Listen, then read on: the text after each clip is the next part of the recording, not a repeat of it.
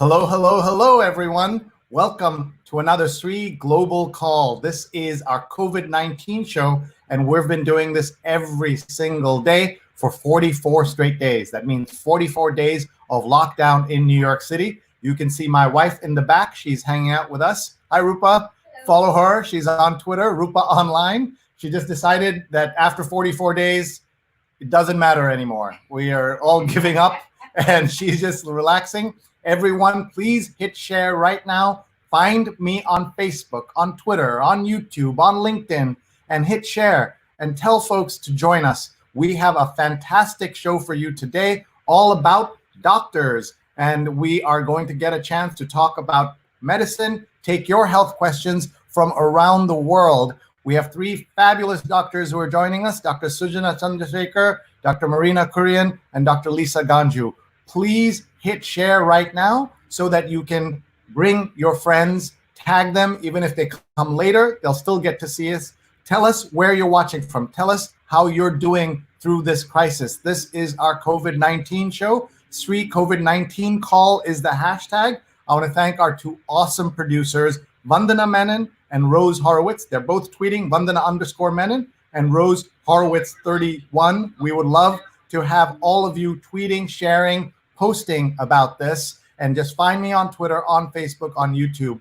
I also want to thank Scroll.in, which is partnering with us. Scroll.in is one of India's largest independent news and culture sites. They've won so many awards, and they have millions of subscribers on their YouTube and Facebook and Twitter and all of that. And we are pleased to be with them on these shows. So please do follow Scroll.in on YouTube and Facebook. Find them and please look. We're also very grateful to our sponsors. We want to thank our two sponsors, Girl Scouts of Greater New York. Help us donate 100,000 boxes of cookies to healthcare workers. Just go to this link, bit.ly/gscookies1, bit.ly/gscookies1, and make a donation. It's in the original post on Facebook and YouTube and LinkedIn. Make that donation, please. And by making a donation, you're doing three good things. You're supporting the Girl Scouts. You're supporting healthcare workers, the doctors, the nurses who are going to get their favorite cookies. I'm going to ask our doctors what their favorite cookies are in a moment. And this ad has been paid for by an anonymous third-party donor. How generous is that? Instead of pushing whatever they do, they wanted to support the Girl Scouts of Greater New York and this initiative. So please, please support them. And we want to thank PrimitiveBook.com. PrimitiveBook.com, a new future of work book from Hachette, a provocative look at how the world's most successful people tap their primal instincts during moments of adversity. There's a book by Marco Greenberg, and Barbara Corcoran says, Primitive provides a path forward to unleash your inner entrepreneur. You know Barbara from Shark Tank, so she knows entrepreneurship for sure. And we'd love to see your ads here. And you can do that very easily by becoming a sponsor of our show. And look how inexpensive the rates are. Sree@sree.net is my email address. Maybe you don't have something you want to sell, but maybe there's a nonprofit that you want to support. Maybe the small business down the street. Maybe a wedding proposal, a wedding anniversary, a marriage proposal, a birthday, a bar mitzvah. Here's your chance, folks. Just email me. We'll make an ad for you. And wouldn't that be fun? We've had an incredible week of shows here at the daily program that we do, and we are grateful to every one of you for your support, which makes it possible for us to do these shows. Please do continue to support us by supporting our sponsors and by letting us know if you have any sponsor ideas. My email is right on the screen, sree@sree.net, and we want to thank you for your support. 44 straight days we've been doing this. We started our very first episode by talking to a doctor, Dr. Lippy Roy, who from there went to NBC and is now an NBC analyst and on MSNBC, and you see her there all the time. And on that show, something incredible happened. We got a call from someone who's an anesthesiologist watching in Virginia.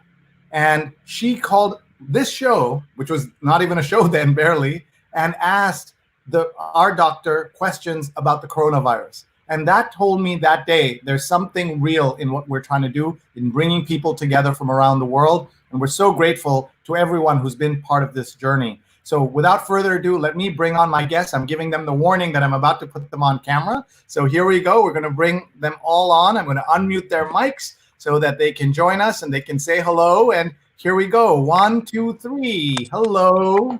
Hi. Hello. Hi. Nice to see you. Mostly nice to see Rupa. Yeah, that's right. Rupa. She's not even watching, you know, she's like reading something. Somebody said, I'm sorry, Sree, I missed your show the other day. I said, nobody's watching all my shows. Even Rupa's not watching. The only reason she knows I'm on the air because I'm screaming in the living room. That's how she knows. So she just decided to sit here. Anyway, she can't concentrate. Let me introduce these wonderful. Yeah, exactly. That's why today she's in the living room. There you go. That's why she's there. Let's introduce and support these wonderful women. All of them doctors who are part of the healthcare system that is working so hard for all of us. Sujana Chandrasekhar is here. She's an ENT surgeon, and she was president of the largest organization of ENT surgeons. It has a name I cannot pronounce. So she will tell us when we come to her, she'll tell us the name. And she is on Instagram. Her 15-year-old told her to plug her socials, and she's at Sujana Chandrasekhar on Instagram. So make sure you follow her there. Thanks, Sujana, for being here. And Marina Kurian's here. Dr. Marina Kurian is at Marina Kurian on Twitter. She is president of the New York chapter of the American College of Surgeons, and she is a general surgeon here in New York. Hi, Marina, how are you doing? Good, thank you. Okay, and we're also joined by Lisa Ganjhu. Lisa is here. Lisa is a doctor at NYU Langone, and she's been on my shows multiple times, and she comes usually right after a shift. So I'm going to ask her if she has come from a shift today. Hi, everyone. Thanks for having me.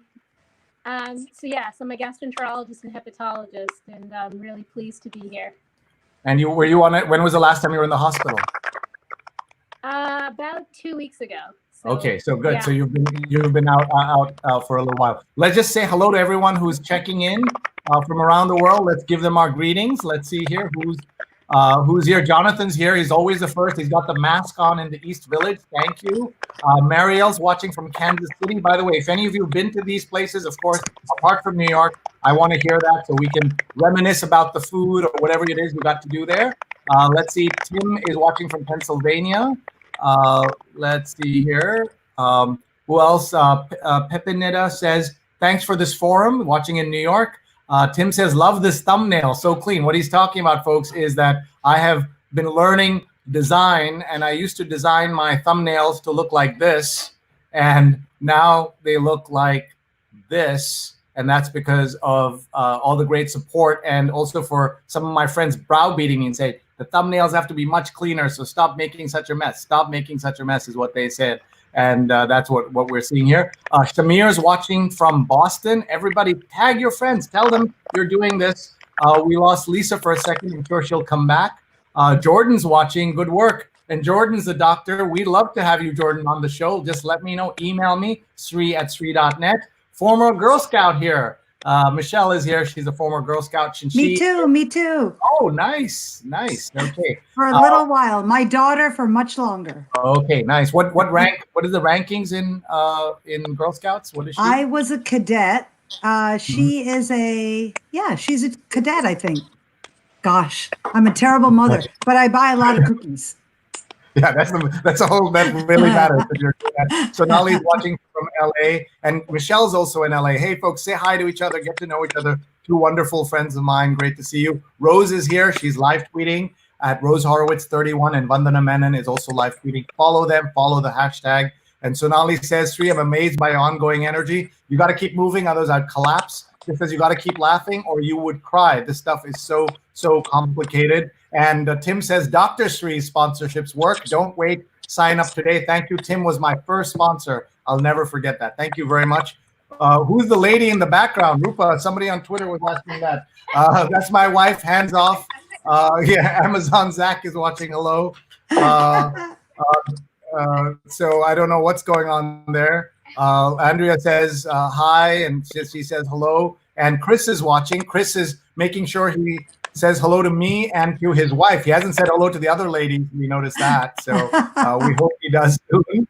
And summertime has always had people getting summer colds. So they have to be concerned to get tested for the virus. Okay, so we're seeing some of the questions coming in. We'll build towards those questions, but just keep that in mind. And here are people saying, I was a Girl Scout, I was a cadet. That's really, really cool. And Pepinda says, I'm in quarantine, rarely go outdoors. However, my husband works. What precautions can we take to stay safe and not be exposed? Hi, Rupa. So people are all getting in there, and Abu is watching. Thank you so much for watching. And Chris says hi, Marina, too. So he's making sure that he says Thank you. hello to you as well. We want to explain to people why we decided to have this call, because this was not scheduled. We decided to do this because this I'm calling basically, hey, Americans, don't drink bleach episode. Why? Because the President of the United States said, please drink bleach or try drinking bleach, disinfectants, all these things work. The next day, he said he was joking. But if you watch the original, there was no way he was joking. And people have been doing that. This country is so unbelievable that several people have done that. And the EPA and the CDC have all issued statements saying, please don't do this. This is like saying, don't put your head inside the lawnmower. Like, it should be obvious, but sometimes we need to spell it out. So let me start with Sujana. How are you feeling? I mean, you jumped on this topic because you said you wanted to come here and set the record straight. You've been doing TV and all this stuff for weeks now, but now it's reached a really dangerous point. So first of all, thank you for having me on again. I love being on your show. I was telling one of my friends I found a new passion, which is bringing medical knowledge to not just my patients, but to the public. And I think the more knowledge everybody has, the better they can take care of themselves, and the better they can know when and if they need to talk to their doctor or go to the emergency room. So I'm an ENT surgeon, which in Latin is otorhinolaryngologist. And I was president of the American Academy of Otolaryngology, Head and Neck Surgery, and I'm in practice with ENT and Allergy Associates here in New York and in New Jersey. So, you know, when we heard that news conference, disinfectants don't work on humans or on living things. They work on surfaces. So you're going to disinfect your kitchen counter if you've certainly if you've been cutting up meat or preparing meat. Immediately you're going to disinfect that so that nobody gets sick by inadvertently eating that raw meat if they touch your counter. The concept of using disinfectants internally is very scary. And you're right. Most of us know, don't put your hand into a hot flame. Don't put your head into a lawnmower, as you said. Don't stare into an eclipse. But I'll tell you, the Daily News reported today that 30 people in New York City called New York City Poison Control, saying that they had attempted to drink bleach from Thursday afternoon till Friday morning, which is immediately after that news conference.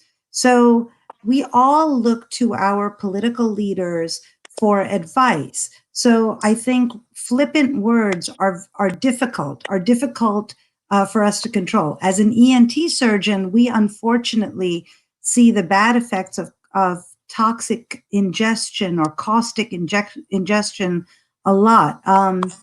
One of the things we see in children is that bleach is sometimes stored in a bottle that sort of looks like the milk jug, and children will take a big swig, and what they do is they can burn their mouth, their tongue, their esophagus, and they can end up with operation after operation to fix that. So we unfortunately in ENT have a great deal of experience with caustic ingestions. So yes, please do not ingest cleaning fluids. Please do not eat or drink Tide Pods or Lysol or bleach or any sort of cleaning fluid.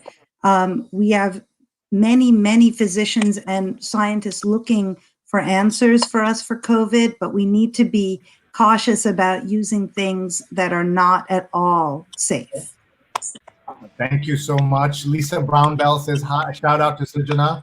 And we have more comments coming in, more questions. Please keep your questions coming so that we can read them to our doctors.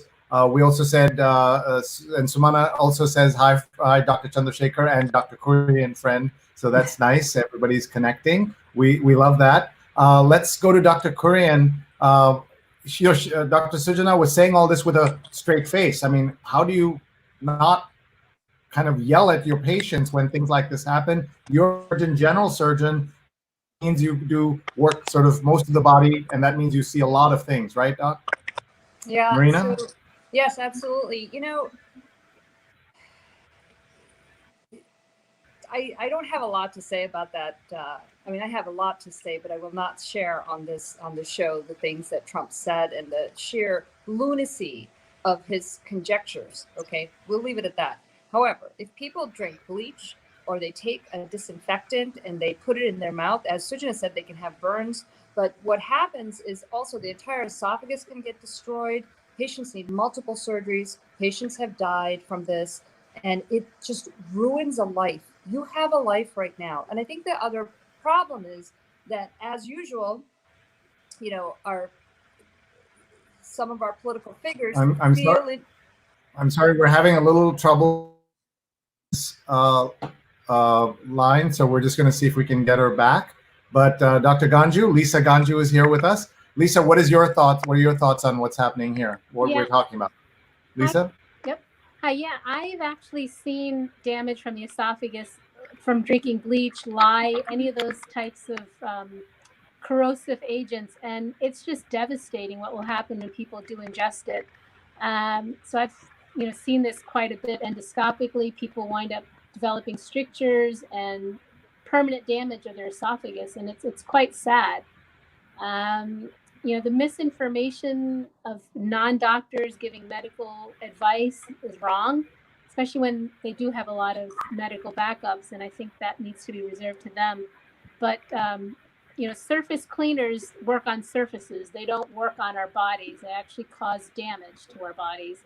I mean, there's evidence even if you get a little bit of bleach on your fingers, there's a little bit of a burn from there also. So if you can imagine if it's on your hands, if you're cleaning a surface with some bleach cleaner and that residue that remains on your fingers, that toxic damage is irreversible when ingested. And so that's why we have to be super, super, super careful. So I think this speaks to the people trying to use this, speak to some of the fear and the helplessness that people are feeling. And I really hope people can control that, because, we started this conversation, Sree, I don't know, 2, 3, 4 weeks ago, 10 years ago, however long it's been, talking about what it is to flatten the curve. We actually talked about what is a PPE, a personal protective equipment for hospital workers, right? So we have gone in this short time from really not understanding much at all to understanding quite a bit. We've gone from a exponential increase in cases to a true flattening of the curve to, in fact, a probable decrease in the cases in the hardest hit areas in America, and hopefully even fewer cases in the rest of America, because they are learning from us. They are learning from the experience in California, in Washington, in New York and New Jersey, Massachusetts, right? So these are the hardest hit. So we are really flattening the curve. How are we doing this? People are amazing. So people are wearing masks. People are staying in. People are washing their hands, that 20 seconds, that happy birthday song, hot water and soap to wash your hands. People are using sanitizer if they can't get to a sink. People are shopping for their elderly neighbors and just leaving it on their door so that they don't even interact with them, but they minimize the risk for elderly or immune compromised. So I think when misinformation is given to the public and it's acted upon, there aren't that many people who don't think in New York City, but so many tried swallowing bleach, and they didn't show up in the ER because I'm sure they spat it out the second it burnt their lips and their tongue. So that I didn't get it, and Lisa didn't get it, and Marina didn't get it to take care of the complications. But I think when people who don't know give medical advice, people are grasping at it because they're afraid that there's nothing to do. But the reality is that if you are maintaining all of these precautions, your chances of doing well are really good. If you feel you're getting sick, taking your temperature twice a day, you can actually use a pulse oximeter. We know that your oxygenation may go down before you can even feel it. So you can buy a pulse oximeter like this, right? Put it on your finger. It'll read your pulse. It'll read the oxygen in your blood in a few seconds. There are many smartphones that the Samsung phone I know has a pulse ox app actually built into it, and you can get one on the iPhone. So there are ways to check that twice a day. You can telemedicine with your doctor and just do a nice check-in. Am I to be worried or am I not? So I think when we see crazy things like people swallowing bleach or, drinking fish tank chloroquine, I think we're seeing there's a fear, and I'm hoping that Sree, I think you have in these 44 episodes and having different types of doctors on and having different types of professionals on, that you're able to convey that all is not lost and we will emerge from this, but we do still need to keep our distance and keep our masks on and refrain from doing dumb things. That refrain from doing dumb things. That should be the name of the show. Here, I did a search for pulse OCIMETER. If you're wondering what the spelling is, and this is what she was showing. We tried to buy one on Amazon. It was super expensive, like price gouging on Amazon kind of thing. But I didn't know there's an app. So she says there's one in Android built in or in Samsung. But here's the spelling again. If you want to look at it, it's pulse oximeter. Right? Is that correct? Yeah, oximeter. What do you recommend? And what do you recommend? So, for example, this one, gosh, I should be taking deeper breaths, but this one says that my oxygenation in my blood, let's see if I can put it properly. Yeah, is about 94%. So if good, I'm getting better. So really, we want you to be between 95 and 100. But if you're measuring this at home, and you go below 90 and you stay below 90, that's something that I would call my doctor and say, is this something to worry about? I have to tell you, I made a little video for my YouTube channel just talking about this. And one of my neighbors called me and she said, I don't want to panic, but the pulse ox we have at home is saying that I'm 68. And I'm talking to her and she doesn't sound like she's gasping for air. And I actually had her come over. This has a string on it. So I tied it to the banister in front of my house and I wiped it down. I used all the disinfectants to clean it up. And she and her husband came over and they were fine. And then I wiped it down and brought it back inside. But this is a very nice way to check before something bad can happen to you. There is some price gouging, but I think there are other sites, if you look around, where you can buy one and it's pretty easy and self-explanatory to use. Thank you, Sujana. Let's go to Marina Kurian. She was telling us in a very concise and precise way what she thinks of the situation. So let's hear that, and then we're going to look at this chart together. So go ahead, Dr. Marina Kurian, at Marina Kurian on Twitter. Sujana Chandrasekhar is at Sujana Chandrasekhar on Instagram.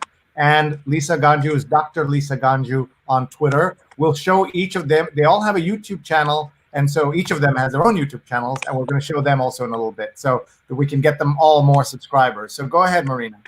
No, I was just, I generally don't make political statements. I think that it's just the issue of someone who's not a scientist talking about any kind of cure, any kind of treatment. It's just, it's ridiculous and no one should believe them. And I think, unfortunately, people are so anxious and fearful that they will try anything. And I think, as Sujana said before, that the show that you're doing is great because people are getting some great information.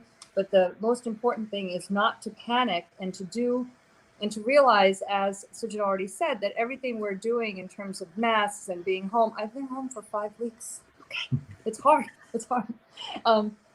But so when you're being at home and you're quarantining, you're decreasing the spread, you're decreasing your own risk. And it is true that there are essential workers. I have been going to the hospital, not for prolonged periods of time, like Dr. Ganjhu. I know Lisa's been doing some shifts. So there's a different level of risk that you can bring home. But I think everyone who's been staying home is pretty protected. And what I love, I have never been prouder of New York and New Yorkers. It's also heartbreaking. I had to drive somewhere today in the city, and it's just it's so empty for New York. It's like a ghost town, and this is a city that never sleeps, and it's kind of in a daze right now. And however, everything that the city has done, everything that our governor, who's been amazing, has done, has really shifted and flattened our curve. We are on the downslope. We are gonna hopefully, see something by May 15th. I think that's a good solid date to consider that things are going to improve. But we are going to have some measures, and I can't really speak to it. I can guess at what they will be, but I think these face masks are actually a good idea. I think we're all going to get, I tweeted that I can't wait for the reverse ski goggle tan. Before it would be like here and, the rest of your face is all tan. And now we're going to have, tan up here, no tan here. So I think one of the people who typed in, I think it was Lisa, said that the pulse ox was $40 at Walgreens today near her. So it's not an unreasonable, it's an expense, but it's not an unreasonable expense. The app that I found on the iPhone, which I can't find again, was actually $4.99, and it uses the light of the camera. So it's certainly something to think about. And I think wearing the masks, wearing them properly, today I saw people walking down the street with the masks, very pretty underneath their nose like this. Well, that's pointless. So it's supposed to cover your nose and cover your chin and fit snugly so that as little air passes around the sides of it as possible, and it should cover your mouth and nose.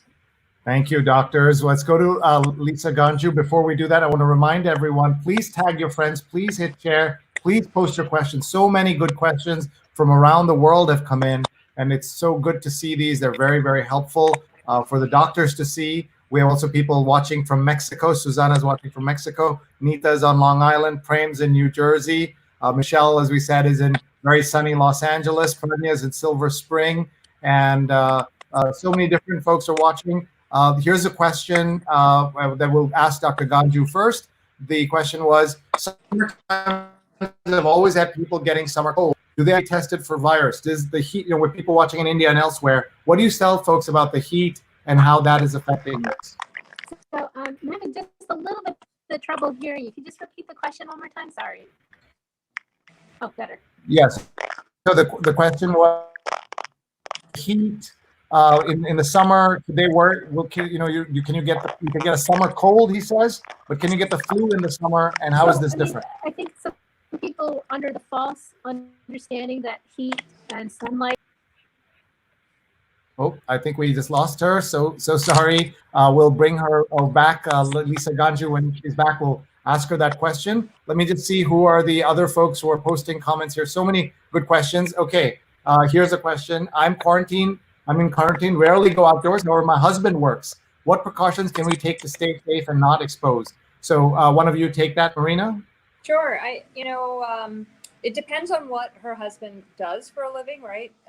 And what his level of exposure is to the population. So if you're a healthcare worker, you are kind of almost self-quarantining yourself. Many of my colleagues that are going into work and coming home to their families, they are actually living in a separate room or on a separate level and trying to stay away from their family and minimize their time with them.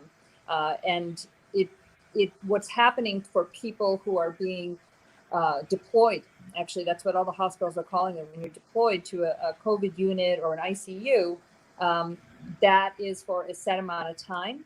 And so far, what they've been able to do is limit their contact with family while they're doing that to minimize the risk to them.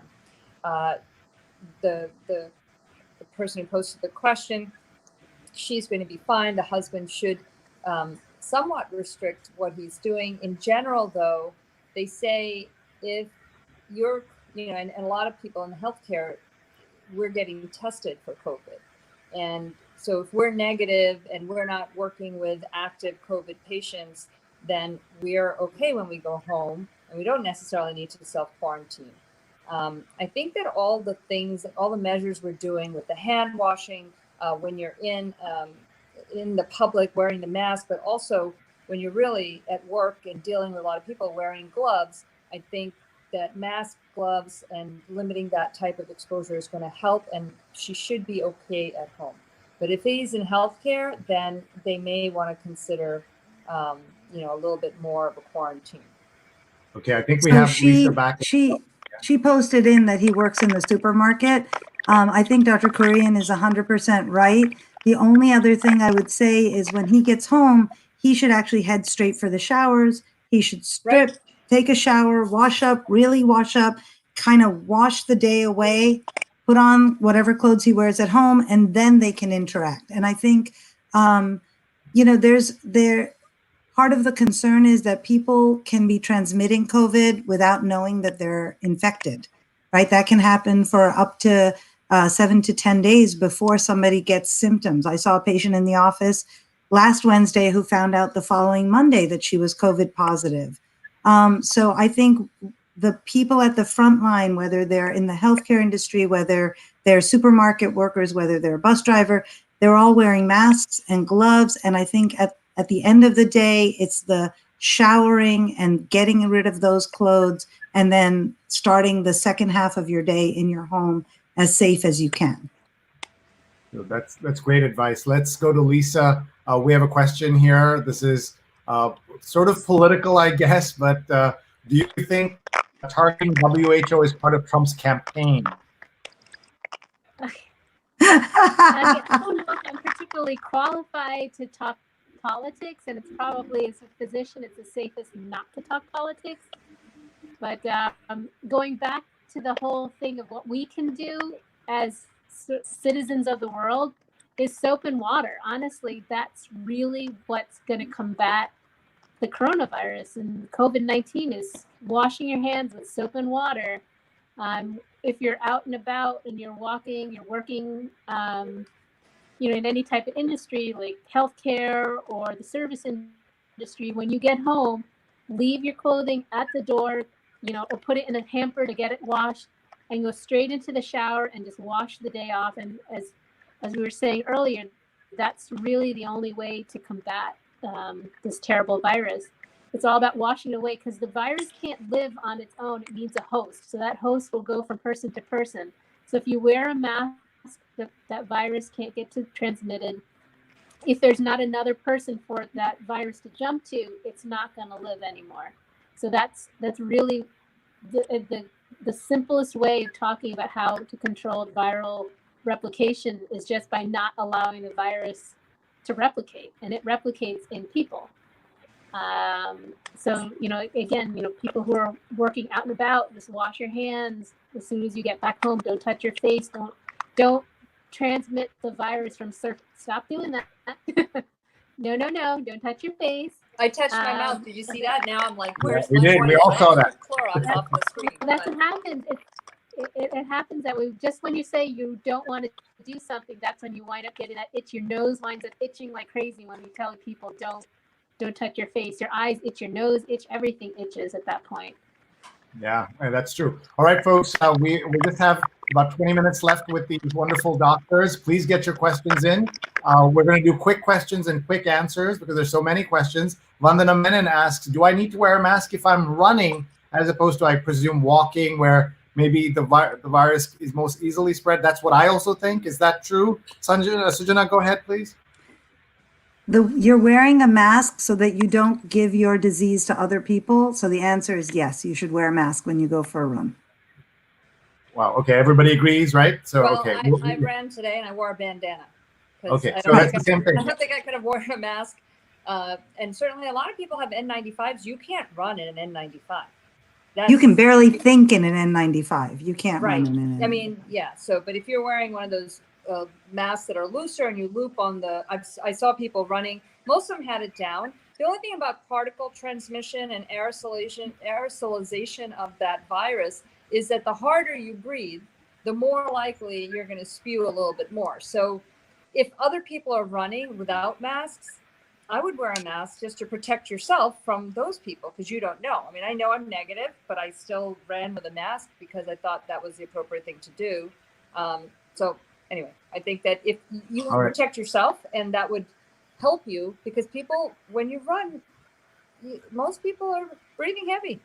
They're spewing a little bug virus. Well, by the way, I just want to say to all of you who wear those the scrubs and wear the mask, that I shield all of that. That now appreciation the public does, because even the simple surgical mask is very comfortable. You futz with it and then make yourself more sick by doing that. And you folks wear it all day, so many days, and then it leaves those marks on your face, right? Like completely. Right.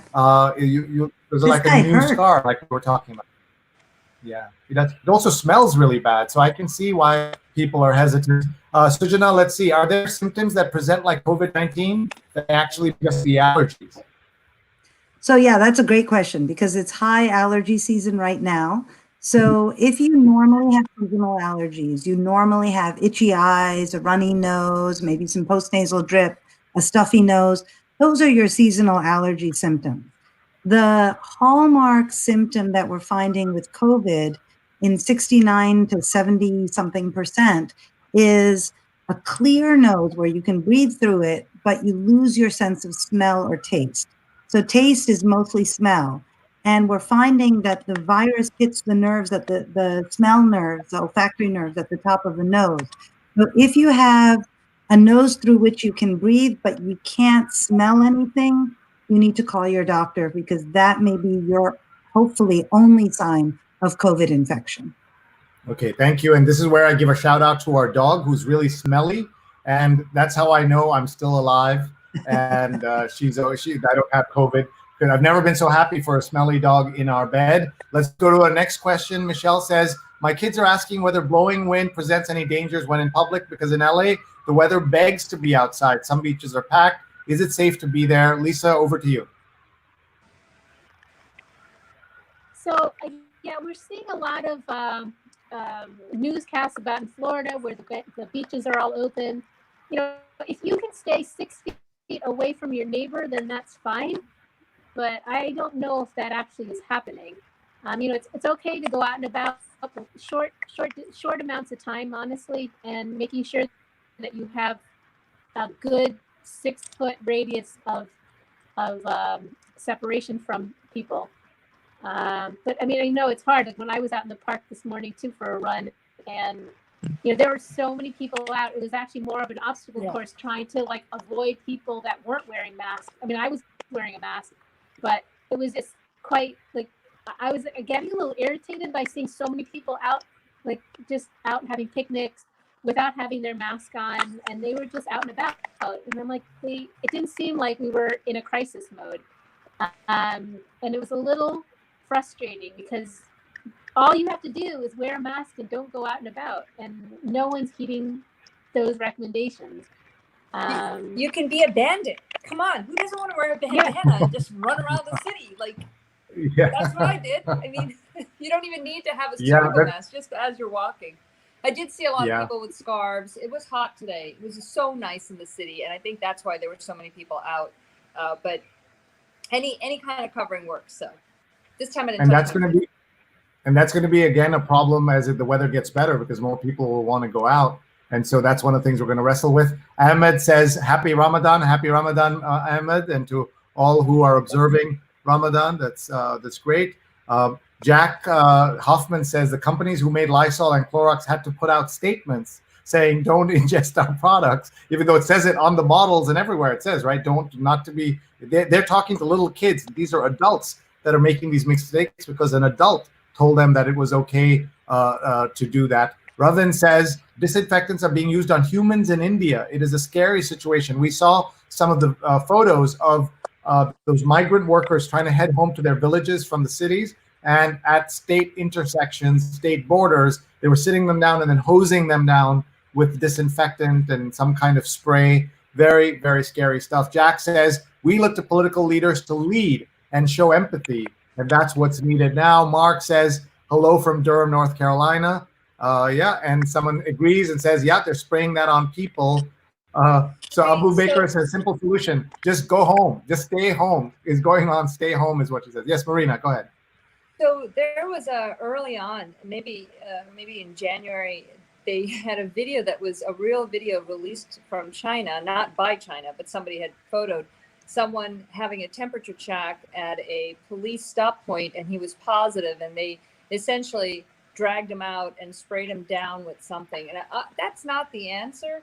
I'm not sure if that what they're spraying in India is soap. I hope so, because nothing else is gonna, I mean, even soap doesn't seem enough, because if they're positive on the inside, you know, and not on the outside. It seems like is it a draconian measure for not understanding the science behind what this virus is actually doing. Yeah, I hear you. I think a lot of people, we certainly saw that. Stefan says, wonderful to be watching from Ramsey, New Jersey. So much for great insight. And Sunny wants to run a checklist by all of you. Staying in, using soap, sanitizers, masks, cleaning surfaces, trying to stay healthy. Is there more I should do? So Lisa, we'll let you answer that first. And you guys, let's make our own checklist here. What should we be doing? What should we be encouraging Sunny to do? So go ahead, Lisa, you start. Yeah, no, I think you've covered everything. I would say, like, if you do go out, then make sure you wash your hands when you come back home, and anytime you're going to eat something, make sure you wash your hands also, and don't touch your face is another one. Yeah, I mean, staying healthy, try not to, try not to go out if you don't need to go out. I know we've been stuck home for so long, and everyone's getting a little bit of cabin fever, but just going out for a little short bit and then getting back in is probably what's most important. Because again, it's all about exposure, and the least amount of exposure you have, the better you're going to be. And I think you pretty much covered anything. Did I miss anything? Okay, so let's see. Let's see. It's like a quiz. Let's see if. So there are people talking. Yeah, all those points are exactly correct. And then I would say, if you want to take some supplements, vitamin C seems to be effective in general against viruses. Linus Pauling won a Nobel Prize saying that. 50 milligrams, so that's 1,000 milligrams of vitamin C daily, 50 milligrams of zinc daily, and possibly 400 milligrams of echinacea 3 times a day. So there's a lot less support for the zinc and echinacea, but it seems to be anti-inflammatory. And then my partner, the laryngologist in my office in Midtown, swears by this anti-inflammatory blendy, which is watermelon and cucumber and some ice, and you just blend it all up and you drink it, and it's delicious. And I don't know if it's just delicious and I feel happier taking it, or if it's delicious and it keeps the bugs away, but staying on a healthy diet, adding more fruits and vegetables, absolutely. So I would say, go through that again. 1 second. Just say the list again. Cucumber and so it's okay. The blendy it's from Dr. Jonathan Aviv's The Acid Watcher Diet Cookbook, and it's 1.5 cups of watermelon, 1 cup of seedless cucumber with the peel on it, 2 cubes of ice or 3.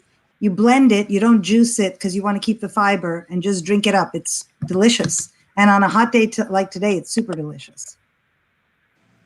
Well, hi, Rupa. You look beautiful. Go get some watermelon and cucumber. Exactly. And the dog is ready to go. Our dog.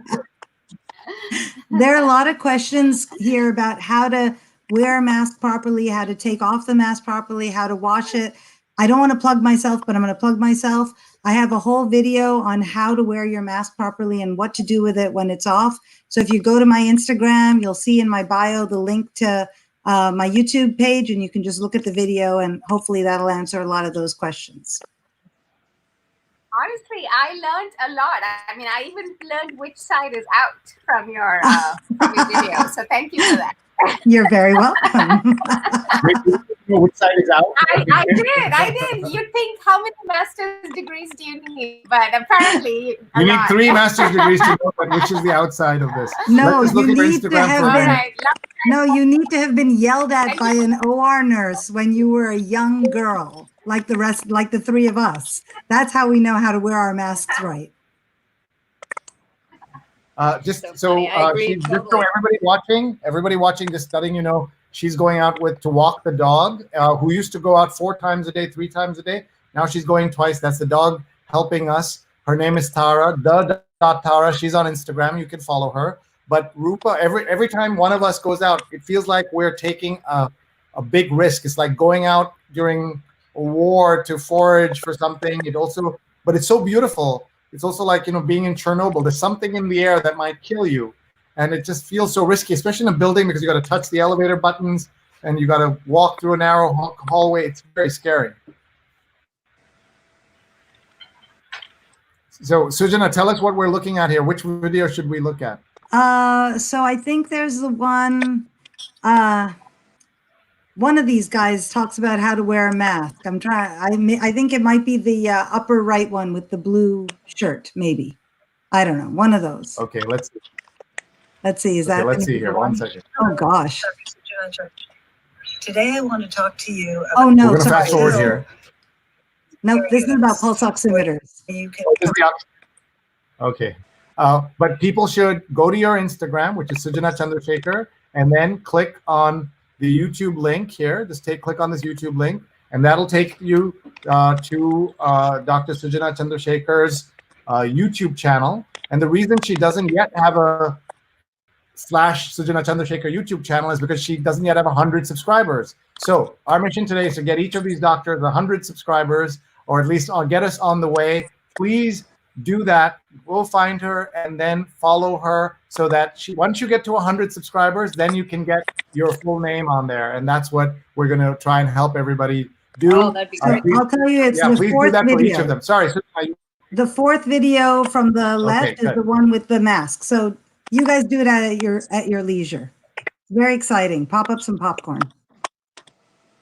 No. Okay, but first we want to get on. I think it's so important now. Okay, Jack says, Excellent shows. go ahead. No. I was going to say that Go I ahead. agree. Go ahead, Taking the please. mask off is there's definitely a way to do it, and you want to avoid touching the outside, which I'm sure that Sujana says in her video. So definitely watch it.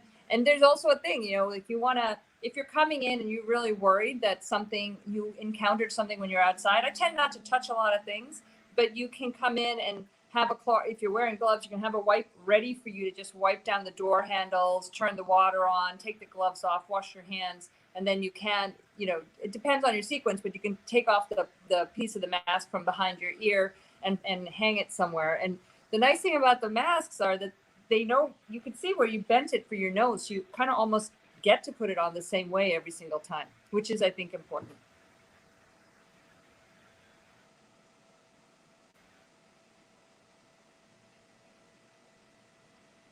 Hello? That's it, Marina. You're stuck. No, this is not you. This is Marina. That's not you. Marina, we're stuck, but that's okay. That's okay. Please keep speaking, Sujana. Just go ahead. This is gonna be Marina Radio, Marina Television. Oh, that's so good. That popped up, Dr. Burks. Yeah, go ahead, So please. did you see that video where she's sitting there trying to control herself? I didn't think she was trying to empower Trump, unless this is something she did today. I thought she was just trying to contain herself from leaping up and having I would have been in status Irolicus at that point. I would not have been able to contain myself. I would have been waving my arms or something. But I don't think that she was condoning his comments. I think she was trying to keep it together. Okay. I think that's the difference later. between physicians and other types of professionals, or physicians and nurses, because the goal is always, let's educate the patient, let's get the patient better. Patient, I want you to take this medicine. Next week they come back, I'm not feeling better. Did you take the medicine? No. we're not going to waste time berating you for not taking the medicine. We're going to say, okay, why don't we try to take the medicine? So I think I saw, you know, she has a position where she can actually tell the truth. Dr. Fauci can tell the truth. So I think that they are doing their best to navigate political waters, because like I said to you a couple of weeks ago, Sree, politics does not belong in medicine. And I think that the physicians that you're seeing at these high levels are just trying to navigate so that they can get the right information out to the public. Yeah, here's another question. Venkatesh says, can UV rays help in reducing the rate of spread? Lisa, do you want to tackle that? Sure, I can address that actually. So there is such a thing as UV light sanitizing surfaces. You know, they use them in hospitals. I've been seeing recent videos where they do in Asia. They'll sanitize buses, ORs. So there is ability to sanitize with UVC light. So UV comes in 3 different exposures: A, B, and C. A and B come from the sun, but C is actually such a toxic level of radiation that it does kill bacteria and viruses on surfaces, not on people. You can't kind of wave a UV light on you to sanitize yourself. But as I said, we do use them on instruments. We do them in ORs. We do them, you know, as I said, there are some buses and transportation in Asia that they say that they use UV light. So it can reduce surface exposure again, but not in humans. It doesn't, you can't sanitize yourself by waving a UV wand on yourself. Okay, thank you. Imrazul is watching from Dhaka, and someone's asked that we post Dr. Sujana's information. So Doc, can you post that link inside the Facebook thread so so in the comments so that people can see it? Best to do it in my original post, even if you've shared it, so that people see it where the biggest crowd was. Adele says is asking for that, and Rose is reminding us that she and Vandana are tweeting and sharing. Rose Horowitz 31 on Twitter and Vandana_Menon on Twitter. Dr. Marina, here is Vallabh saying, how's India doing with COVID? Let's relook at that chart that we pulled up earlier. This is showing the latest facts and figures. And we'll just put this in context. By the way, everyone should look for this every day. They do a good job from the FT of sharing this. You can see here a couple of things. Number one, you can see the China is kind of, you know, the chart is all the way out. And that's, you know, whether you trust the data or not, you can see that. But South Korea, you can see in blue, and the US at the top, both started their first confirmed case the same day. And look at the reaction. Look at the response. Look what happened. Even they had the first 100 cases at the same time. And then everything's gone south in the US, and as the curve has gone up, and South Korea has flattened, as you can see. Meanwhile, look at India, and that was the question that came up. So let me ask Marina, what, you know, she may not have studied what's happening in India, but what is your sense? I know we're both from Kerala, and every Malayali, every Keralite is super proud of the job that's been done in Kerala. So I know your family is very pleased about that, but what do you think? I think overall, I do have a lot of colleagues in India that are prepared for this sort of overrunning of the healthcare system that could happen. And they've set up different centers, like in a huge gymnasium for 500 beds to treat COVID patients. They are not seeing as many, and that is the question. Wonder if the heat is one thing. Also, the lockdown certainly was helpful, and I think on your show, Sree, I heard someone saying that they saw people hand washing in the street as well, so that that may actually have impacted it as well. I think the public service messages are getting out all over the world. I do think for us, the lockdown has been the thing in New York that really did help flatten. Of course, everybody is watching Sweden. That is such a, one of my girlfriends thinks that we shouldn't have shut down. We should have allowed like some, you know, some measure of allowing the economy to continue. Because it affects so much for us all across the country and across the world. because if you're not deemed essential, then you're at home, and the economy is going to take a tank here.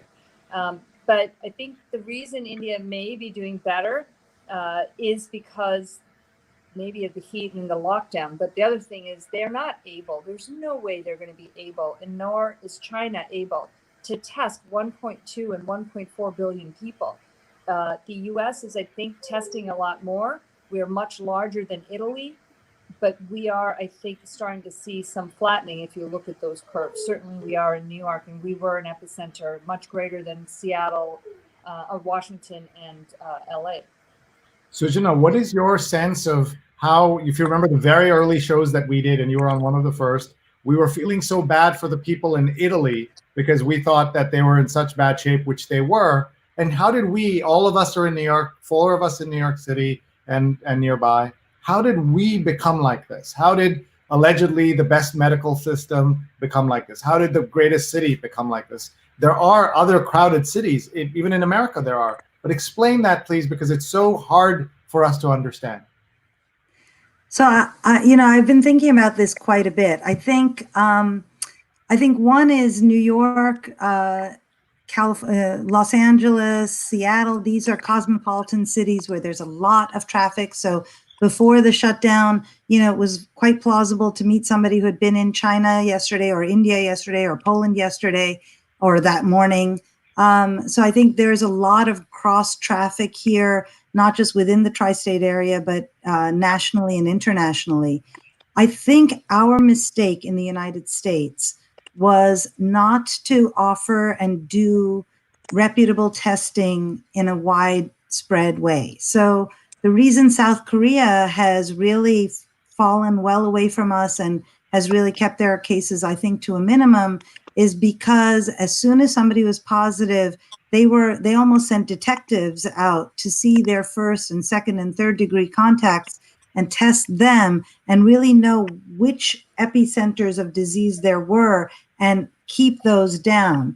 I got an antibody test this past week because our office is opening up on Monday, and we wanted to at least have a baseline of all the physicians coming in. And I'm negative, but the antibody tests are not great. So I have probably about a 30, 40, 50% chance of actually being negative based on that test.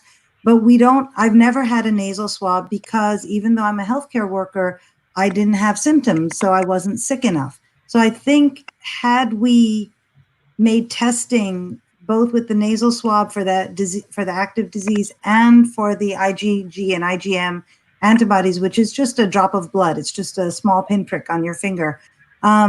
If we had done that early, I think we could have seen much less disease because we would have known whom to quarantine and other people did not need to be quarantined. I'm hoping that the rest of the country can learn from this and we see the numbers get very low because we're exercising proper public health measures. By the way, I don't know if you can hear it out your window, but out my window, it's a 7 o'clock cheer for workers, healthcare workers. So thank you. We're all here for you. Thank you so much. I know we're almost out of time because you all have dinners and things to go to. So if you have to jump, please do. But we have a couple of questions. We'd love those of you who can stay. So if anyone has to leave, we'll let you say something and say goodbye. Who would like, does anyone need to leave right away? No? Okay.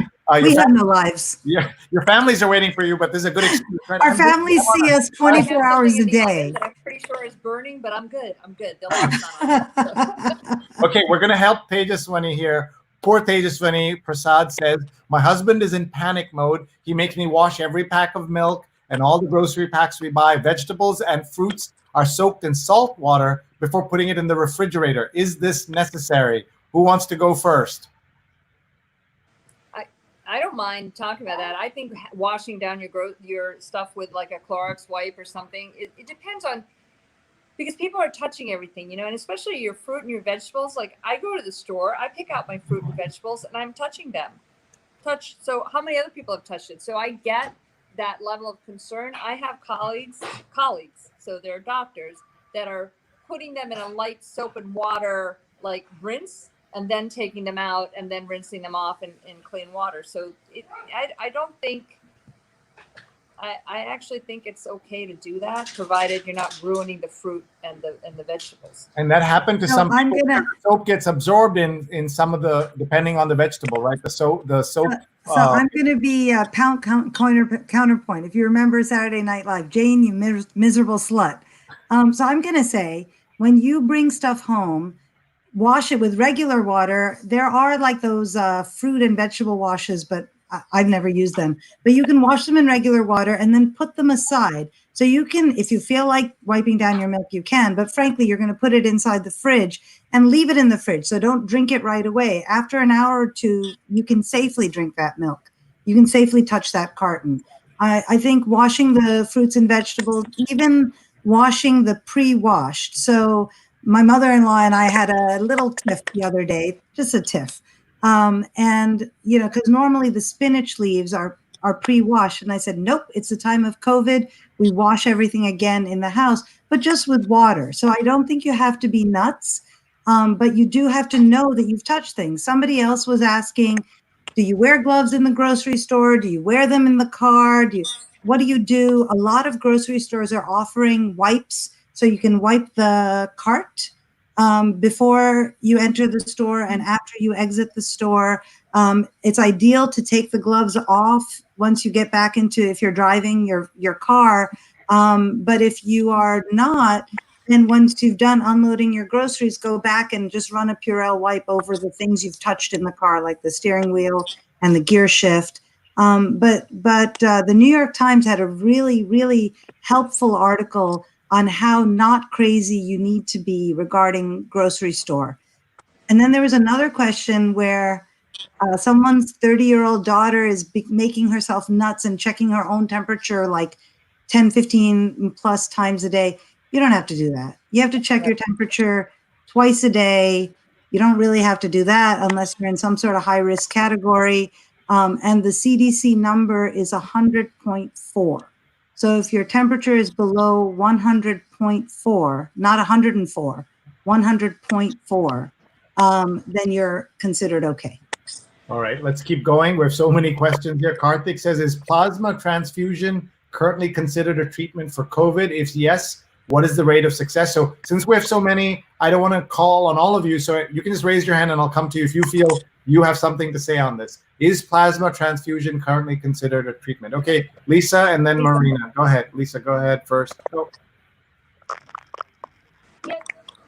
So there have been success stories with infusion of plasma from people who have had the infection and cleared it for 14 days.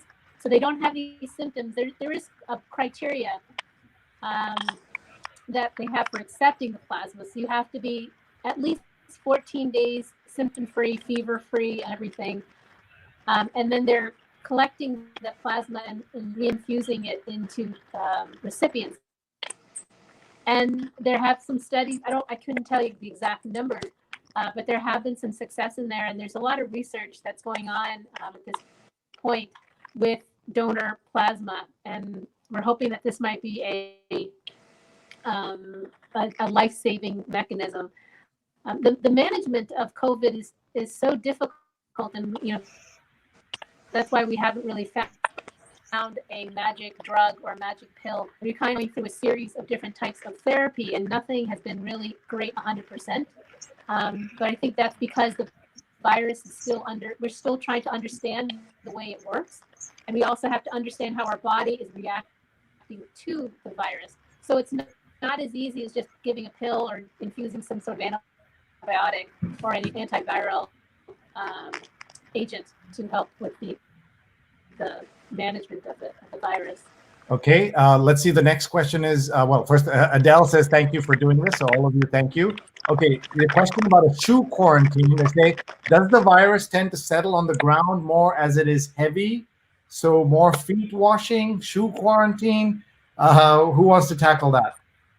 There was a Chinese study that looked at people in the ICU. So they're already in a high risk area, and they found that there was virus on the doctor's shoes or the healthcare worker's shoes. So I will say that I did have to go in early on and do an emergency case. And when I came home, and I changed my shoes there, but still when I came home, I ended up wiping my shoes down with Clorox, as well as, you know, all the other things, collecting the clothes, putting them in hot water, taking a hot shower, all those things. So I we think, should be doing that. Okay. well, Yeah, just don't wear your shoes in the house. Yes, yes. Bill Ritter from Channel 7 here in New York taught me that it's okay in America for people to do that. I think there was also an episode of Sex and the City where they did that, if you remember, and she like loses her Manolo Blahnik or something like that. Quick questions from Sunny Aurora, who says, has it been established at any level that people who recover from COVID-19 are now immune to it? Because at one of the WHO briefings, they said patients need to be tested 15th and 16th day. And then they went on to say there's still people relapsing even though they had it. So talk about that, because some of my friends think they have a superpower now because they are they had it and recovered. Who wants to go? Raise your hand. Well, it's complicated. I don't know if what you guys, I've seen there's a few reports saying that patients are still positive, that were negative, and now they're becoming positive again, but they're not having the symptoms. So they're not relapsing in terms of the symptomatology, but their viral load seems to have sprung back up to a detectable level. I'm not sure if that's a reinfection. I think they're really trying to analyze that, because it's not a huge number of patients. So they're trying to figure out what happened. Obviously, the healthcare workers are concerned. One of my colleagues is tested, had COVID. Actually, a few of them have COVID, and they're donating plasma right now for all those studies to see if it's going to be effective. But, you know, she's still negative at this point, and if she turns positive but is asymptomatic, she's still going to be coming to work with all the same safety measures. Linda, thank you. Linda says, I've been sewing masks all day first for my family and friends, and then I'll be donating them. I discovered my sewing machine again. That's sweet. Who has a comment for Anil Goyal, who says, if I go for a walk in Jersey City, keeping social distance, is there a chance I'll still be infected? Sujana, you're in New Jersey, right? Yeah, yeah. First, Linda, that's awesome. You need this sort of like structure to the top of your mask, the part that goes on the nose. I read somewhere that you can put a pipe cleaner in the top of your mask, and that'll be something that people can shape with a cloth mask. So Anil, if you are going for a walk, if you wear a mask and the people around you wear a mask, your chance for getting randomly infected by just walking around and being, 6 feet away from people, but in areas where people have been, your chance is like 1.5%. It's very, very, very low. If only you are wearing a mask, but the infected person is not, you have a pretty high chance of getting infected if they cough near you, if they run by you. And if you're both wearing a mask, that really brings it down. So even if you're going for a walk, especially in an area like Jersey City, where there are plenty of people still walking around, especially on a beautiful day, I would wear a mask or a bandana or a cloth mask, but something to protect myself. Okay, thank you. Look at this nice note. Anuja says, loving these sessions. Thank you. Love you, Suju. I think we know who that is. And she's smiling over there. This is great. So many great questions and comments. Thank you all. Kavita says, thank you, Sujana. And Venkatesh says, I've sent some questions to Sree. Please share to doctors. It may trigger thoughts. We got some of those questions in. Suhail says, what about virus spreading due to cash transactions? Raise your hands if anybody wants to talk about that. Okay, go ahead, Lisa. Interestingly enough, there is a chance of transmitting. Again, once you're handing off one item to another item, that object is somewhat contaminated.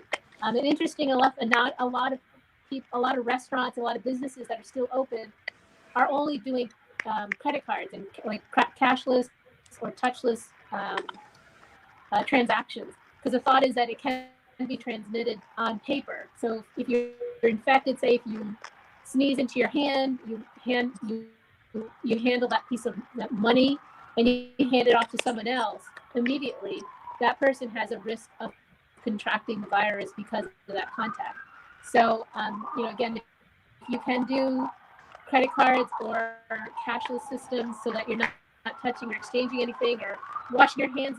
Again, if you are out and about and you need to use, give someone some money, make sure you wash your hands afterwards after you receive it. Thank you. Even if you've been wearing gloves, Go ahead. like even if you've been wearing gloves, wash your hands. So, universal precautions before COVID for physicians and nurses was you wear your gloves to take care of patients, you take off your gloves and you wash your hands.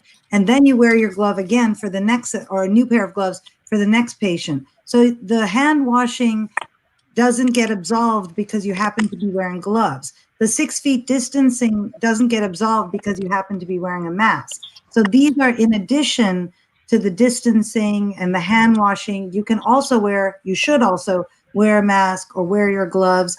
A lot of people, you and I talked about this earlier, Sree, they kind of do something with their thumb and their tongue, and then they count money or they turn a paper. So I have a strong opinion about that.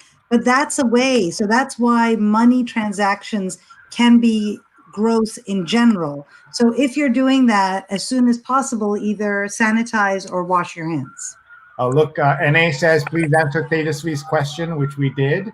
And so thank you for saying thank you. By the way, the sound of those sirens, New York has always had sirens, but nothing like this. Someone called it the soundtrack of the city. It is so sad. Typically, it means it could be a fire engine, but there are typically not fire engines that we see, but ambulances. In this case, it's very loud. I think we heard it down where Lisa was, and then it came uptown, or where maybe side where our friend Marina is, and then we hear it uptown. I'm up on 96th Street.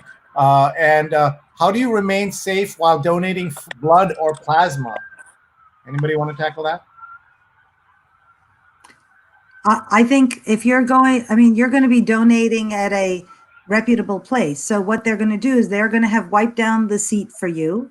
You're going to get, a new clean tourniquet. You're going to get sterile needles. You're going to be cocooned in a chair that is comfortable while you donate, that has been washed down. And the person who's interacting with you is going to be wearing gloves and a mask, and you will be wearing a mask as well. So I actually think interacting with a non-emergent healthcare facility is going to be pretty safe now, because we're not only using our normal universal precautions, but we're using a couple of more precautions. And I think that's why we're finding more physicians' offices starting to open up next week and the following week, because we really need to get back to the business of taking care of patients, whether they're donating blood, whether they have a blood pressure problem, whether they have an ENT or an allergy problem, whatever.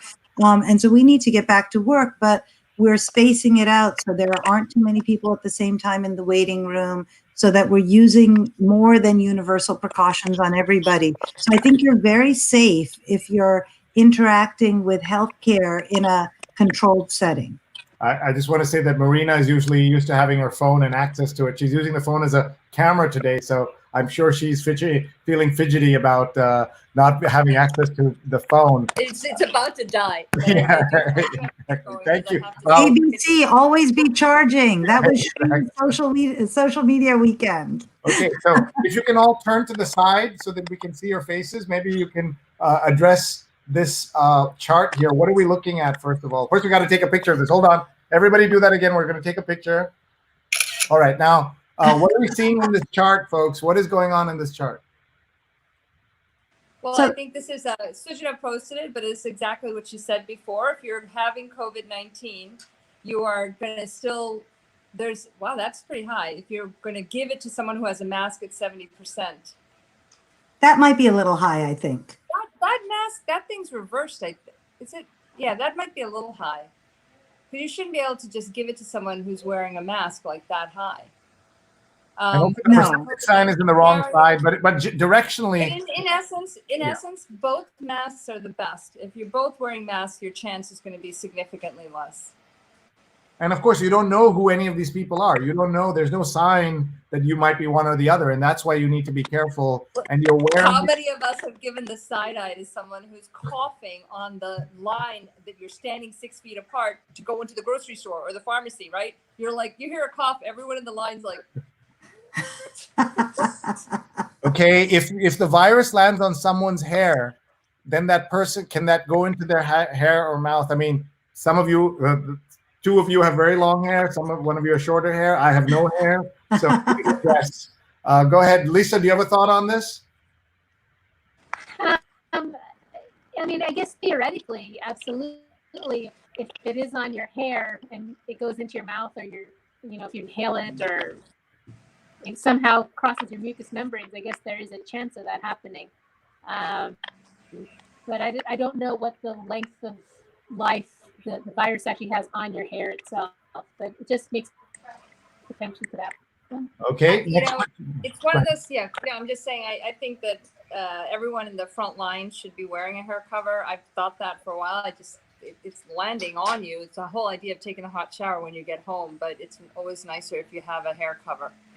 Okay. I do have to go, you guys. So thank you so much. And, you know, it's like old homes week for me, getting on with all you guys. So in this quarantine, this has been a real treat to have conversation.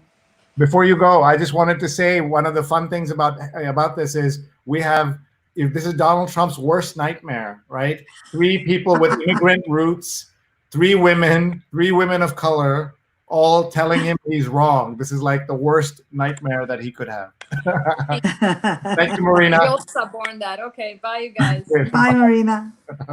Okay, we're going to do quick questions, quick answers, because we want you to go and be with your families and get on with your evening. Marjorie asks about studies being done to determine how likely it is that antibodies will protect people from contracting COVID again. If we don't know until a second wave, then how can this be a trustworthy criterion for people to have to return to work and other public spaces? Very smart question. Do either of you want to answer that? Okay, go, Lisa. So honestly, we don't know enough about the virus, and all we can do is take science at science's hand. That once you do have antibodies, theoretically, that is our memory cells to help any future infection. But we have seen cases where people are clearing and then getting another infection. There's some people that don't have another infection, so we're not quite sure. But again, in hopes of getting back to some sort of sense of normalcy, they're using the antibodies as a potential protective agent so that we can go back to our lives, because we can't continue just existing the way it is. At some point, we do need to kind of move on and get the businesses going and getting people back out to work. But when we go back out to work, we're still going to have to use the same precautions. We can't put our guards down. We're still going to have to wear masks. We're still going to have to wash our hands, still do all the precautions, but we're going to do it in a situation where it's at work. A lot of these work environments are going to make some changes so that there is some social distancing. They may have offices that have less people in it, may have some alternating days so that there's not a lot of people in the office. In our office, we're supposed to be starting up as well, but we're trying to understand what's the best way to have the physicians who all share the offices, how we're going to be socially distant, how the patients are all going to be socially distant in the waiting rooms. So there's going to be a lot of adaptability, but hopefully have these antibodies that will be having some protective event. But we're still going to have to be, using some due diligence with avoiding transmission.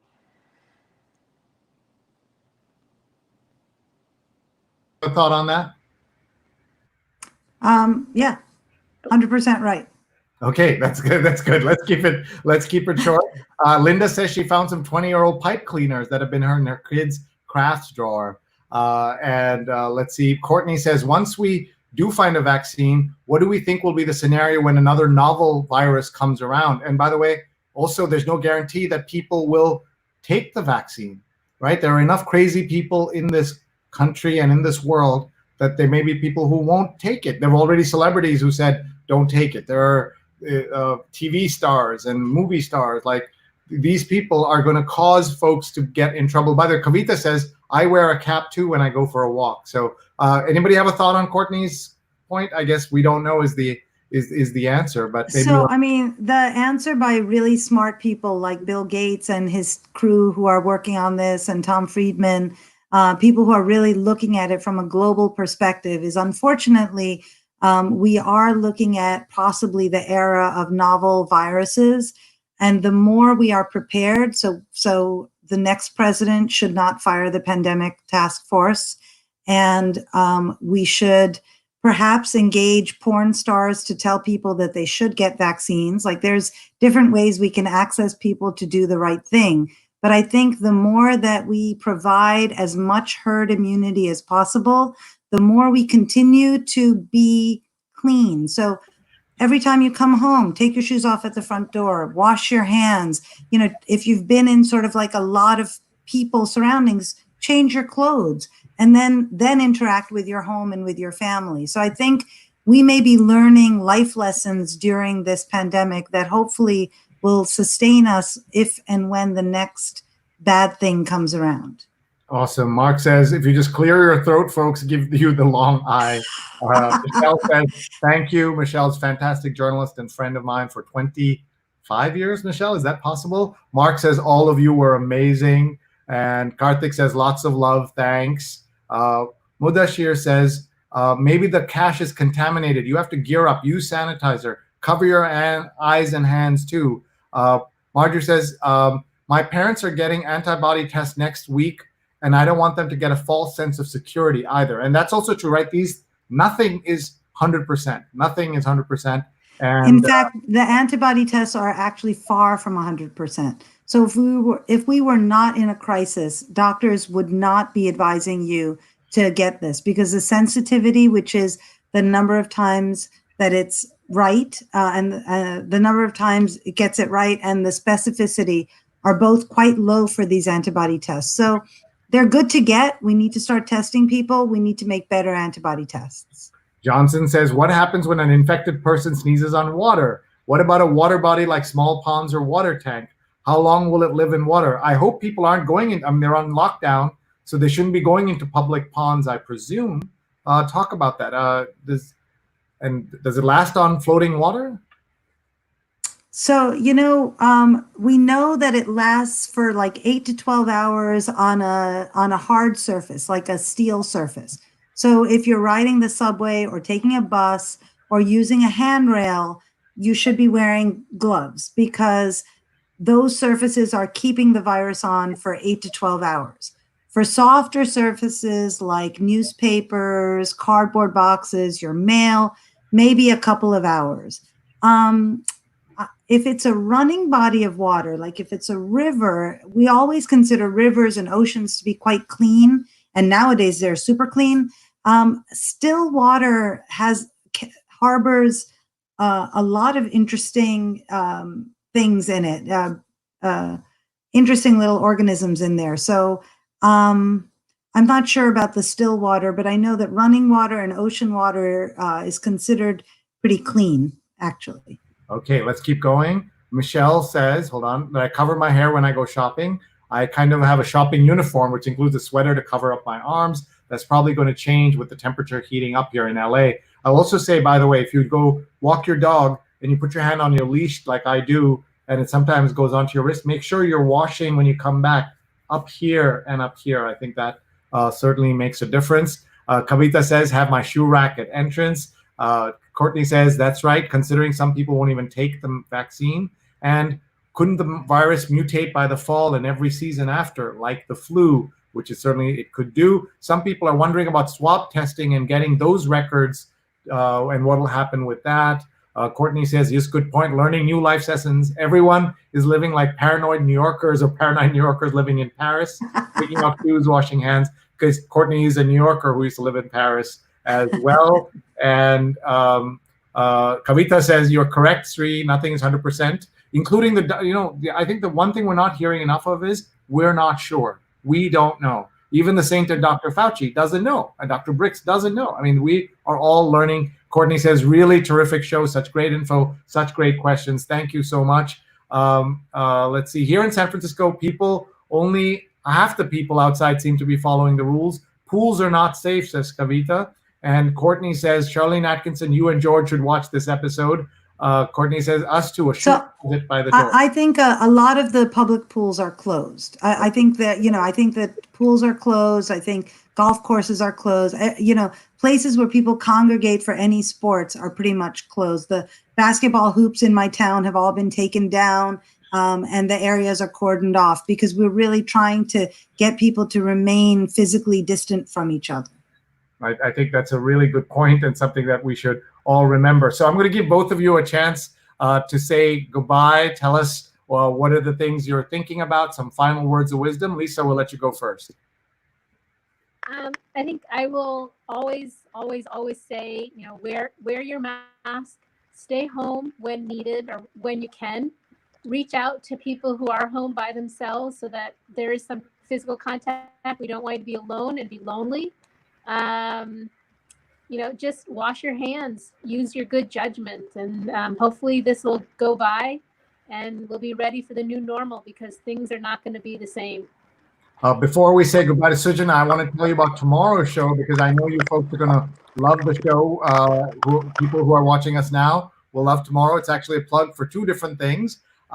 Mindy Kaling has a new show that's coming out on Monday on Netflix called Never Have I Ever. And as part of that, they're doing a lot of promotion. So you may have heard about this, that there is this dance festival that's being held by DJ Reka, and Mindy Kaling will be on the house. It's on Instagram Live tomorrow at 10 p.m. Pacific, 1 p.m. Eastern, 6 p.m. in the UK, and 10:30 p.m. Indian Standard Time. So everybody should turn on their Instagram and find DJ Reka and find this. She throws great Bollywood parties. So this is celebrating Never Have I Ever. And then this is brought to you by DJ Reka and the actress Poorna Jagannathan, who many of you know, who is awesome. And she will be on our show tomorrow. Tomorrow is Positivity Night, Sunday Positivity with Poorna. It's 9 p.m. in New York, Eastern Time, and 6:30 a.m. in India. And actress Poorna Jagannathan was on Big Little Lies, The Night of, Delhi Belly, Better Call Saul, and she's also in Never Have I Ever, which premieres Monday on Netflix. So that's Sunday night. You can listen to Poorna, and then on Monday morning watch her show. Maybe the people in India can watch the show while watching our show. I'm not sure how it works. And then we have the regular Sunday New York Times read along, which is at 8:30 to 10:30 a.m. Eastern Time. And Claudia Dreyfus is going to be with us, great New York Times journalist. And we always try to have a doctor with us. I'm not going to ask these doctors to join us because they've already given us way too much time. But if they have a recommendation, if one of their friends is watching and says, gee, I have nothing better to do than waste my time talking to Sree and friends, tomorrow 10:30, we're looking for a doctor to join us. So I'm going to put that in the Sujana and Lisa network and let it percolate. Email me, sree@sree.net. You see my address. We'd love to have a doctor join us. We need a doctor every Sunday going forward, 10 to 10:30. That's all, 10 to 10:30 a.m. on Sunday. So we just need you for one Sunday, if you can recommend one. By the way, it's also an interesting point. Many people have asked, why don't you have nurses on your show? And the reason is that nurses are typically not in private practice, and hospitals typically don't want their nurses speaking. While doctors get a lot of them have media training and all of that. And a lot of doctors also are in private practice, like Sujana is. So she's able to share and speak her mind publicly. So that's an interesting kind of dichotomy there. But we'd love to have nurses come on. Anybody wants to join us, we can. So let's let Sujana say goodbye to us. And thank you, Sujana. Thank you, Dr. Ganjhu. You're both fantastic and so kind to come back. And Michelle says, my kids love Poorna. She's the voice they know from the Rebel Girls podcast. So that's awesome. I'm going to take a screenshot to show Poorna that. Okay, go, Sujana. So thank you again so much. I loved this session. It was really a lot of fun. Fun fact, my daughter, Mindy Kaling, had a huge open audition call for Never Have I Ever. So my daughter was one of the people rejected from the show, but we had a lot of fun making the audition tape. And I think everything you try can only make you better. I echo everything that's been said about being careful. I will tell you, we are opening up our offices at ENT and Allergy. We have 40-something offices in the New York metro area, and we're opening them up on Monday. And we are, in fact, working through all of that. So how do we keep the minimal number of people in the waiting room? How do we keep them at least 6 feet apart from each other? How do we test them all for COVID symptoms and fever, make sure they're wearing masks when they come in? How do we use the correct amount of PPE for our medical assistants and our physicians? And I think we're going to work this through. We're sort of doing a gradual start so that we make sure that the patients and the staff and the physicians are all safe, but are back to getting the healthcare that they need. I'm not nervous about it, but I'm anticipating thinking through the best way to keep everyone safe and to continue to make people healthy. So thank you so much for having me and allowing me to share a little bit. I look forward to seeing you guys on my Instagram. I feel very posh now with an Instagram and a YouTube channel, and very modern these days. Yes, Sujana Chandrasekhar. We can't let you go without this question. Do you think all beaches will close on the East Coast this summer? Thanks for your patience, hard work, and all these great questions. You just have to give me a thumbs up or thumbs down. Will the beaches stay open on the East Coast? She says it may close. Is that right? Let me just ask Dr. Ganjhu, you think they will close this summer? Yeah, I don't think they're going to open them up because they're going to have a hard time with social distancing with the beaches open. So I think they're not going to open them. Wow, I just can't so imagine. I actually think there's going to be a lull. The projections are there's going to be a lull in the virus, and they may limit access, but I think they're going to try to open the beaches. Okay, but I think they're going to limit some access. Let's see whose crystal ball is correct. Yeah, exactly. At least you didn't call her you ignorant something. So thank you very much. Thank you both. We'll say goodbye to both of you. I have some housekeeping and some prep to do. Thank you very much, folks. What a great show. What great doctors. I always reintroduce the folks that have left because I want you to watch the recording. It is so important for you to do that. Tell your friends. Tag your friends right now. There've got to be some friends who would benefit from watching the show, the recording of the show on Facebook, on Twitter, on YouTube, on LinkedIn. This was called Ask the Doctors. Our doctors were Dr. Sujana Chandrasekhar, who is very posh now because she has an Instagram and a YouTube channel. So find her on both of those. But Sujana Chandrasekhar is her Instagram handle. We need to get her on Twitter. I know she can still hear me, so maybe we'll browbeat her into that. And she gave me a thumbs up off screen. And Dr. Marina Kurian, thank you so much. Marina is the New York chapter president of the association, the American College of Surgeons. So she's a surgeon. Sujana Chandrasekhar is a ENT surgeon. And Dr. Lisa Ganjhu was with us. They've all been on our shows before. She's at NYU Langone. She's at Dr. Lisa Ganjhu. We are so grateful to them for everything they're doing, for their staff, for their hard work, and as Rose said, for their patience to let us to spend an hour and a half. Who would do that? They would do that. So they're so kind and so generous with their time. So before I give you some useful tips, because one of the things that my friend Daryl Sukteo said is that I should give a social media or digital tip at the end of every show. So I'm going to start doing that. I didn't announce it before, but I'm going to start doing that. So before I come to that, let me just thank our sponsors. We have two terrific sponsors. The first is the Girl Scouts of Greater New York. Girl Scouts of Greater New York, help us donate 100,000 boxes of cookies to healthcare workers. Donate today. Go to bit.ly/gscookies1, bit.ly/gscookies1. Your money will support the Girl Scouts of Greater New York, will help us, will help healthcare workers get their favorite cookies, and will support the show. And this ad was paid for by a third-party donor. Isn't that wonderful? So maybe you have something that you would like to sponsor, or you would like to tell somebody about, just email me, Sree@Sree.net. There's my email, Sree@Sree.net.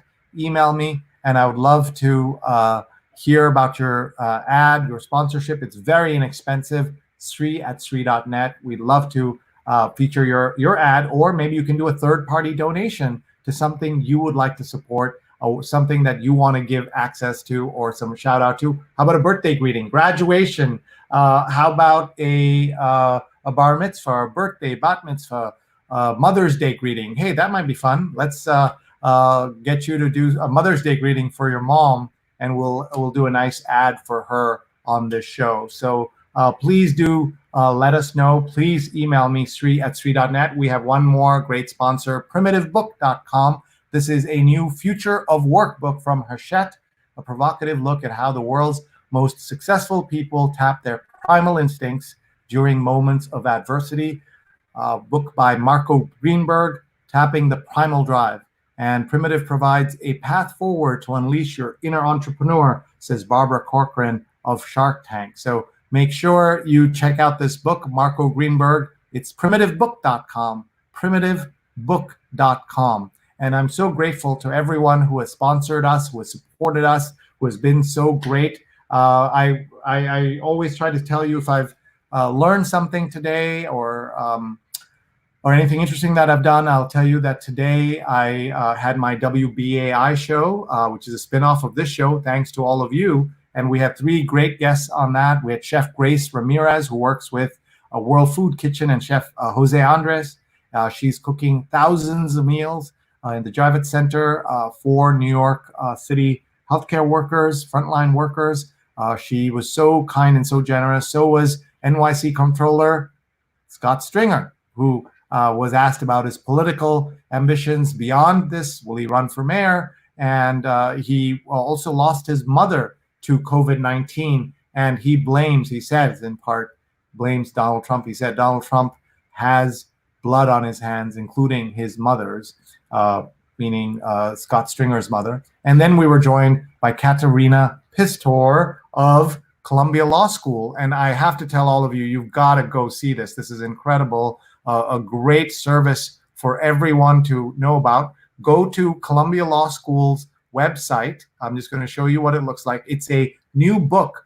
It's called Law in the Time of COVID-19. Just go to law.columbia.edu, law.columbia.edu. They've already had 5,000 downloads. And this is a book that you can download and has tremendous useful chapters on law in the time of COVID-19. It is free. You can get it right now. Please do go and subscribe or get it, download it. You will really find it useful. Law in the Time of COVID-19, a great, great tool, and that you will want to read that for sure. And I didn't, I had this covering that. So here's what it looks like. law.columbia.edu, Law in the Time of COVID-19, and Professor Katerina Pistor, who is from Germany or German origin. It was interesting to hear her. So that's one of the things I did today. I also moderated a closed event with the great Tom Friedman from the New York Times, and he said several fascinating things, including that what is missing in the world is cognitive immunity, meaning that we are believing the BS, right, that's out there, and we're losing our cognitive immunity. And he was terrific. Read his columns. He gave us a preview of his next column, and we learned a lot. He was absolutely terrific, and so check that out. We have some great comments coming in, everybody. Thank you for watching. Goodbye. See you again. Keep us enlightened, says Kavita. We're here every day. Tomorrow, 9 p.m. 9 p.m. Eastern is 9 p.m. in New York is our Sunday Positivity Night. That's Monday morning in India. And we are live with scroll.in, one of India's great websites. And it's a great culture and news website, independent, winner of many, many journalistic awards. And so please take a look at scroll.in. And Marjorie says, just to clarify the context, my parents took a cruise this winter that stopped in Hong Kong and Singapore. My mother came back with a cough that other passengers had too. So that's why they're getting tested for antibodies. Thank you, Marjorie, for clarifying that. Good to see you, says Chris Gorman. Chris is amazing. Chris is formerly of the New York Public Library, formerly of the Met, and also now with the New York the American Folk Art Museum here in New York City. Great museum. We are so delighted to see Chris here. And Kavita says, can I get Sujana's email? I suggest you email me, and I'll give you her email. She is, I am Sree@sree.net, SREE@SREE.net. You're welcome to write to any of the doctors by contacting me. Johnson says, thanks for your reply, docs. A great initiative, Sree. We love hearing that. Thank you. Prabodh Kumar Sharma is watching. He has 2 children who are doctors who are married to 2 doctors. So maybe we should do a show. PK, this would be great to do a show with the 4 doctors together. If they are free and able to come on, I would be honored to host that show. We would all learn something from that. So please, let's work on that. And Michelle says, wonderful information. Thank you. We do this every day. 45th show, number 45. The big 45 is tomorrow. And we want you to watch when we have Purna Jagannathan is going to be here. Purna is awesome. She is, she's got a big new show coming up that you will want to see. The show is called Never Have I Ever. And it's Mindy Kaling's next show. And it premieres Monday on Netflix. You've seen Purna on Big Little Lies, The Night of, Delhi Belly. And she's on Twitter at Purna Jags. And on Instagram, she's Pornography, Poorna Graphy. and you can check out her work. So Never Have I Ever premieres Monday on Netflix, and we'll be live on Sunday nights, 9 p.m. Eastern, always. And we are just so happy to have you all here. Thank you for your feedback. Thank you for everything you're doing. So you can be with me 8:30 a.m. Eastern for the great New York Times writer Claudia Dreyfus, and then at night, 9 p.m., where we talk about positivity. Everything is positive, but everything is also terrible at the same time. So please stay safe, stay home, don't touch your face, wash your hands. Socially close, physically distant. That's our motto. Socially close, physically distant. Thank you. We'll see you soon, everybody. Sree at sree.net. And please subscribe to me on my YouTube channel, SreeneT. I'm trying to get to 1,000 followers, 1,000 subscribers. It's such a small number. I have channels where I have 10, 20, 30, 40 times those people, but I've deliberately trying to learn how to use YouTube properly. And we're going to have a great guest from YouTube join us to help us understand this. So please join us. Stay tuned. And if you want to know when my shows are, one way is to go to the YouTube channel and get that information because when you subscribe. But also I have this other way you can do this, which is my YouTube, my WhatsApp, not a group, a WhatsApp alert. So just use your phone. If you have an iPhone, just point the iPhone and you can get be taken to a WhatsApp alert group. It is not a group, a WhatsApp alert. And otherwise, you can join me by just emailing me, Sree at sree.net, and we'll let you know. We'll try to let you know as well. But the best way is go to youtube.com/sreenet, youtube.com/sreenet, and you will be able to get an alert every time we're live. And please send me suggestions for speakers, sponsors, guests, topics, themes. We got to do this every day. It's 45 days now in a row we've been doing this. We couldn't have done this without our producers, Rose Menon and Vandana Horowitz. It's actually Rose Horowitz 31 and Vandana_Menon. Thank you to them. Thank you to all for watching. We are super grateful. There are more comments coming in, so I can't leave while they're coming in. Courtney says thanks, and Michelle says sending love and care from LA. This Michelle, I have two Michelles in LA. One is Michelle with two L's. This is the 1L Michelle and the 2L Michelle. And the 1L Michelle put us in touch with Judge Aquilina, Rosemary Aquilina, who put away Larry Nassar in the USA Gymnastics sex abuse scandal. And she was terrific in our read along. Thank you so much. All of these archived on my YouTube channel. So what else did you miss this week? We'll just do a quick recap so you can see the incredible lineup that we had. We had a great show on love and relationships last night that you can find in my archive. You will love it. Elizabeth Bernstein, relationships columnist from the Wall Street Journal, and Justin Garcia, executive director of the Kinsey Institute. Yes, the Kinsey Institute was with us. And then on Friday, we had the IFRC, the International Federation of Red Cross and Red Crescent. They use TikTok better than anyone else, and they were on our show. It was awesome. Please go watch that.